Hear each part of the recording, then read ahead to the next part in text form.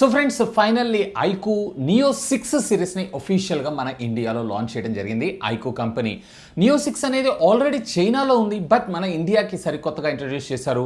ఇంకా చెప్పాలన్నట్లయితే పోకోకి రైవల్గా ఈ సిరీస్ని ఒఫీషియల్గా ఇండియాలో లాంచ్ చేయడం అయితే జరిగింది.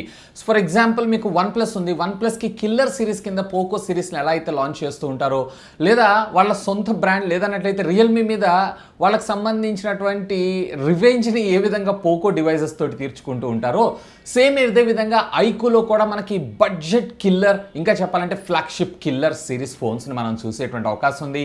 దీనిలో భాగంగా వీళ్ళు ఐకు నియో 6ని అఫీషియల్గా ఈరోజు మధ్యాహ్నం 12 గంటలకు లాంచ్ చేయడం అయితే జరిగింది.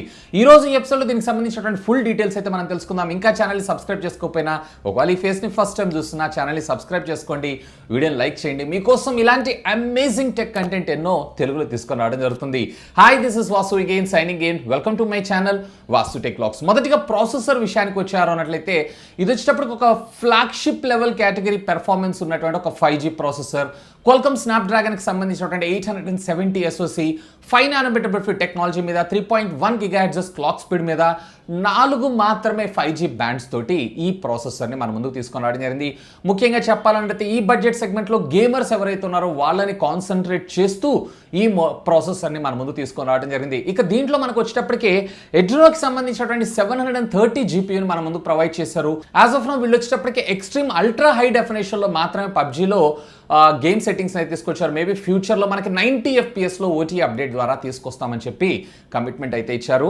సో ఫ్యూచర్లో మనకి ఇది కూడా వచ్చేటువంటి అవకాశం అయితే ఉంది.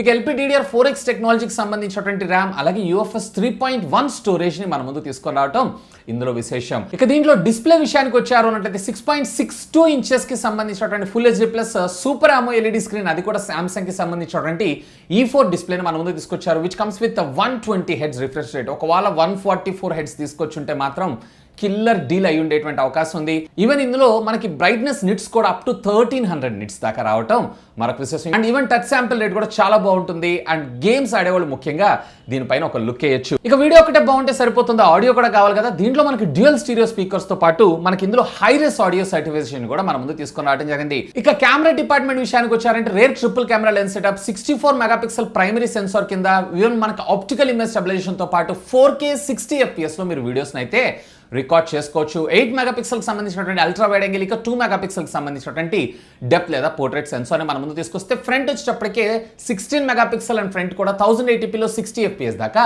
మీరు వీడియోస్ని అయితే రికార్డ్ చేసుకోవచ్చు. ఇక బ్యాటరీ డిపార్ట్మెంట్ విషయానికి వచ్చారంటే 4700 mAh ఆఫ్ ద బ్యాటరీతో పాటు 80 వాట్స్కి సంబంధించినటువంటి ఫాస్ట్ ఛార్జింగ్ టెక్నాలజీ అండ్ ఛార్జర్ని కూడా అవుట్ ఆఫ్ ద బాక్స్ మనకు ప్రొవైడ్ చేయడం జరుగుతుంది. ఇక దీంట్లో సాఫ్ట్వేర్ డిపార్ట్మెంట్ విషయానికి వచ్చారంటే Android 12 out of the box మనకు రావడం జరుగుతుంది. వీళ్ళకి సంబంధించినటువంటి custom UI fun touch operating system 12, and దీంట్లో మనం ఒక 2 మేజర్ అప్గ్రేడ్స్ని మనం చూసేటువంటి అవకాశం ఉందంటే Android 13, Android 14 కూడా.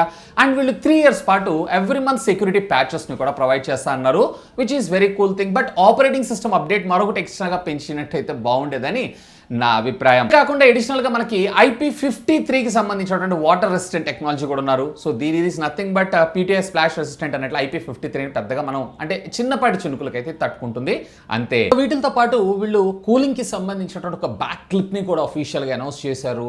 అంటే మొబైల్ ఫోన్ యొక్క అంటే గేమ్ ఆడుతున్నప్పుడు ఇలాంటి సందర్భాల్లో మీకు టెంపరేచర్స్ అనేవి ఇది కంట్రోల్లో ఉంచడం అయితే జరుగుతుంది. లెస్ దాన్ మినిట్లో ఇదైతే కంట్రోల్ చేయగలదని చెప్తున్నారు. సో ఫిజికల్గా టెస్ట్ చేస్తే మనకు తెలుస్తుంది. అండ్ దీంతో పాటు గేమింగ్ గ్లోవ్స్ను కూడా వీళ్ళు అఫీషియల్గా లాంచ్ చేశారు. వేరే ఇందులో ఈ క్లిప్ వచ్చేటప్పటికే సుమారుగా 2499 రూపాయలు, 2500 రూపాయలకి, అలాగే ఈ గ్లౌస్ వచ్చేటప్పటికే జస్ట్ 249 రూపీస్కి లాంచ్ చేయడం జరిగింది. ఇక ఫైనల్గా మీరు ఎదురు చూసినటువంటి ప్రైసింగ్, దీంట్లో మీకు 2 వేరియంట్స్ ఉంటాయి. ఒకటి వచ్చేటప్పటికి 8+128 GB, మరొకటి వచ్చేటప్పటికి 12+256 GB. సో ఇందులో బేస్ వేరియంట్ని కన్సిడర్ చేయండి, మీకు ప్యూర్ వాల్యూ ఫర్ మనీ అయ్యేటువంటి అవకాశం ఉంది.